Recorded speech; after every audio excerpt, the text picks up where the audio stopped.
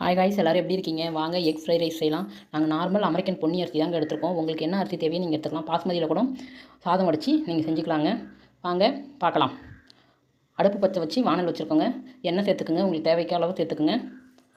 வெங்காயம் சின்ன சின்னதாக கட் பண்ணி வச்சுருக்கோங்க. ஒரே ஒரு வெங்காயம் அதையும் சேர்த்துக்கலாம். அதில் வெங்காயம் சேர்த்து நல்லா வதக்கி விடலாங்க. நல்லா வதக்கி விட்டுட்டு வெஜிடபிள்ஸில் உங்களுக்கு என்னென்ன காய் தேவையோ அதெல்லாம் சேர்த்துக்குங்க.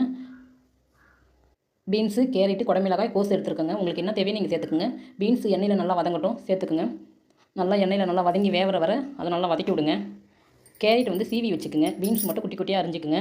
கோஸையும் சீவிக்குங்க. அப்போ தான் நல்லா வெந்து வரும்.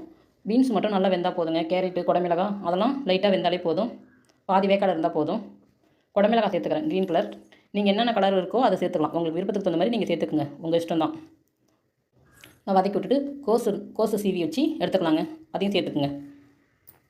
இதெல்லாம் கொஞ்சம் பாதி வேக்காடு இருந்தாலே போதும், நல்லாயிருக்கும். ஃபுல்லாக வெந்துட்டால் நல்லா இருக்காதுங்க. இப்படி பாதி வேக்காடு அந்த டைமில் எடுத்துக்குங்க, நல்லா டேஸ்ட்டாக இருக்கும். கேரட் எடுத்துக்குங்க, சீவி வச்சுருக்கேன், அதையும் எடுத்துக்கலாங்க. கேரட் கொஞ்சம் சேர்த்தா போதும். எல்லாத்தையும் ஒன்றா நல்லா மிக்ஸ் பண்ணி விடுங்க. முட்டை வந்து நான் 4 முட்டை வந்து பவுலில் ஊற்றி வச்சுருக்கேன், அதையும் சேர்த்துக்கலாம். காய் கொஞ்சம் ஓரமாக ஒதுக்கிட்டு முட்டையை நல்லா கலக்கி விடுங்க. கொஞ்சம் முட்டை வெந்தவொடனே எல்லாத்தையும் ஒன்றா சேர்த்து மிக்ஸ் பண்ணிக்கலாம். நல்லா முட்டையை கலக்கி விடுங்க, நல்லா வேகட்டும். நீங்கள் முட்டை இந்த காய் சேர்க்கும் போதே உப்பு போட்டுக்குங்க. நான் அந்த டைமில் உப்பு போடலைங்க, நான் சாதத்தில் உப்பு போட்டிருக்கேன். அதனால் நான் கொஞ்சம் சாதம் சேர்க்கும் போது தான் உப்பு சேர்த்துருக்கேன். இது கூட நீங்கள் உப்பு போட்டு நல்லா கலக்கிக்கங்க.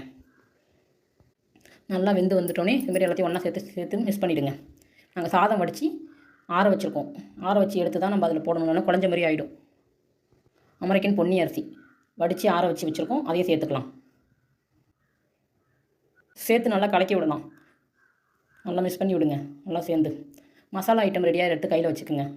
என்னென்ன மசாலா போடலாம்னா கரம் மசாலா போடலாம், சிக்கன் தூள் போடலாம், காரத்தூள் போடலாம். நான் இப்போ வந்து வெறும் கரம் மசாலாவும் சிக்கன் தூள் மட்டும், சிக்கன் தூளும் கரம் மசாலாவும் ஒன்றா மிக்ஸ் பண்ணி வச்சுருக்கேன். காரத்தூள் இந்த 3த்தையும் மட்டும் நம்ம சேர்த்துக்கலாம். உப்பு போட்டுக்கலாம். இப்போ உப்பு போட்டு நல்லா கலந்து விடுங்க.